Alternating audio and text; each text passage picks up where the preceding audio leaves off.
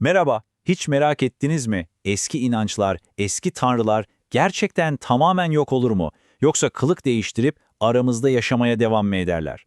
Bugün sizlerle binlerce yıllık bir tanrının günümüzün capcanlı bir inancında nasıl bambaşka bir kimlikle karşımıza çıktığını inceleyeceğiz. Gelin konuya tam da kalbinden, Dersim'den gelen bu çok güçlü sözle başlayalım. Tahtını yık ama merhametini yıkma. Bu sıradan bir tavsiye değil aslında. Bu gücün geçici ama vicdanın ve merhametin her şeyden üstün olduğunu anlatan derin bir felsefe. Peki şimdi size desem ki bir inanç sisteminde o sistemin yüce tanrısından bile daha fazla anılan, daha güçlü bir figür var. Kulağa imkansız gibi geliyor değil mi? İşte bu bölümün merkezindeki o kafa karıştırıcı ama bir o kadar da büyüleyici soru tam olarak bu. O zaman hadi bu gizemi çözmeye başlayalım. Bütün ipuçları Dersim Aleviliği yani Ria Heke inancında ve bu inancın merkezindeki o kilit figürde yani Hızır'da saklı. İşte bakın, bütün olayın düğümlendiği yer tam da burası. Hızır öyle sıradan bir evliya ya da peygamber filan değil. Dersim halkının gündelik hayatında, dualarında Yüce Tanrı olan Hek'in adeta yerini almış durumda. Yani evreni yaratmak dışında bir Tanrı'ya ait aklınıza gelebilecek ne kadar sıfat varsa neredeyse hepsini kendi üzerine almış. Gelin bu ilahi iş bölümünü şöyle düşünelim. Yüce Tanrı yani Herik Hak, koca bir şirketin kurucusu, her şeyi var eden CEO'su gibi. Ama şirketi kurduktan sonra emekli olmuş, yönetimi hiç karışmıyor, uzaktan izliyor.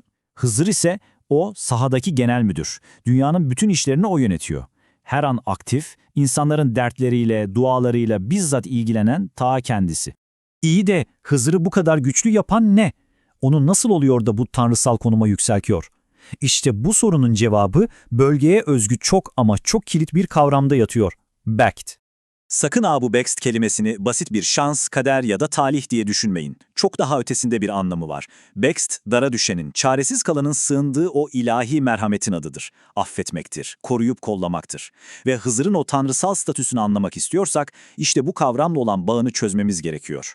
Bir de şu görev listesine bakın. Yoksullara, kimsesizlere Hızır yardım ediyor, rızkı o veriyor, affediyor, merhamet ediyor. Hatta bizlerin Tanrı misafiri dediği kişiye Dersim'de Hızır misafiri deniyor. Şimdi durup düşününce bütün bu sıfatlar tek tanrılı dinlerde kime aittir? Doğrudan yaratıcının kendisine. O zaman asıl soruya geliyoruz. Bu akıl almaz, neredeyse tanrısal güçlerin kaynağı ne? Hızır nasıl oluyor da bir yaratıcının bütün yetkilerini kendi elinde toplayabiliyor? İşte şimdi işin en şaşırtıcı, en heyecanlı kısmına geldik.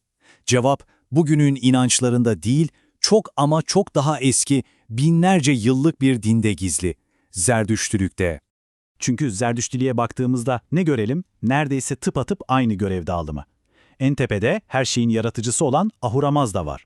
Ama o da tıpkı Hekt gibi daha aşkın, daha uzak bir konumda. Peki ya dünyanın gündelik işleri, insanlarla kim ilgileniyor? Suruş adında başka bir ilahi varlık. Bu yapı size de çok tanıdık gelmedi mi? Bir tarafta pasif bir yaratıcı ve onun adına dünyayı yöneten aktif bir koruyucu, diğer tarafta yine pasif bir yaratıcı ve yine onun adına dünyayı yöneten aktif bir koruyucu, yani iki farklı inanç ama birebir aynı teolojik mimari. Bu artık tesadüf falan değil, bu resmen aynı planın, aynı projenin kopyası gibi. Şimdi gelin, madem bu kadar benziyor dedik, bu iki figürü yani Hızır'ı ve Suruş'u şöyle bir masaya yatıralım. Bütün özelliklerini yan yana koyup bakalım ne çıkacak. İşte bu tablo var ya, bütün sırrı çözüyor aslında. Gelin tek tek gidelim. Birincisi, ikisinin de alanı bu maddi dünya. İkincisi, ikisinin de rolü aktif birer koruyucu olmak. Üçüncüsü, ikisi de kendilerinden daha yüce bir tanrı adına dünyayı yönetiyor. Ve işte en can alıcı iki nokta geliyor. Özellikleri. İkisi de doğrudan doğruya Bext yani kader ve merhamet kavramıyla ilişkili. Ve son olarak sembolleri. İkisi de ilahi ışıkla ve beyaz renkte temsil ediliyor. Yani bu artık bir benzerlik değil. Bu aynı karakterin farklı çağlarda farklı isimlerle karşımıza çıkması adeta. Peki ama bu nasıl oldu? Biz Zerdüşti ilahı nasıl oldu da bir Alevi inancının tam merkezine yerleşebildi? İşte bunun cevabı dini senkretizm dediğimiz o büyüleyici tarihsel süreçte saklı. Yani farklı inançların zamanla birbirine karışması, birbiri içinde erimesi ve yepyeni bir formla yeniden doğmasında. Hikayemiz binlerce yıl önce Antik İran'da başlıyor. Orada Suruş, halkın çok sevdiği, taptığı, dünyanın koruyucusu olan popüler bir figür. Sonra İslam bölgeye yayılıyor ve beraberinde benzer özellikler taşıyan Hızır'ı getiriyor. Ama Suruş bir anda buharlaşıp gitmiyor. Tam tersi, halkın zihninde bu iki figür birleşiyor, kaynaşıyor ve Hızır, Suruş'un bütün gücünü, görevlerini, halkın gözündeki sevgisini olduğu gibi devralıyor. İşte bu birleşmiş, bu süper güçlü Hızır figürü, yüzyıllar sonra Kürt Alevi aşiretleriyle birlikte yeni vatanları olan Dersim'e taşınıyor. Yalnız bütün bu anlattıklarımız öyle eski kitaplarda kalmış kuru bir teori değil. Bu kadim Zerdüşti mirasının bugünün Alevi ritüellerinde hala nefes alıp veren capcanlı bir kanıtı var. İşte o kanıt, Alevi cemlerinde kullanılan ve adını tarık denilen kutsal bir asa. Bu asa, o binlerce yıllık geçmişle bugün arasında kurulmuş somut, elle tutulur bir köprü gibi adeta.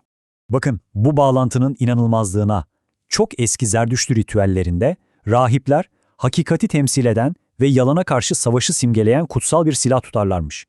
Bugün Dersim Alevi cemlerinde ise pirlerin elinde tuttuğu o kutsal asa, yani tarık ki ona aynı zamanda Hızır'ın kılıcı da deniyor, işte o antik silahın manevi bir devamı niteliğinde. Üzerine yeminler edilmesi, yalancıları cezalandıracağına inanılması, bunlar binlerce yıllık bir geleneğin hiç kopmadan günümüze kadar ulaştığını gösteriyor. Kısacası Hızır'ın öyküsü bize şunu fısıldıyor. İnançlar buharlaşıp yok olmazlar, sadece dönüşürler. Kadim bir tanrının ruhu başka bir figürün bedeninde yeniden can bulur. Ve binlerce yıl sonra bile bambaşka bir isimle yaşamaya devam eder. Zaten kaynak metindeki bu alıntıda sanki son noktayı koyuyor.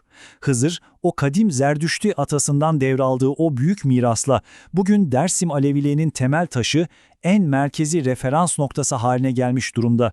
Ve bu da bizi son bir düşünceye getiriyor.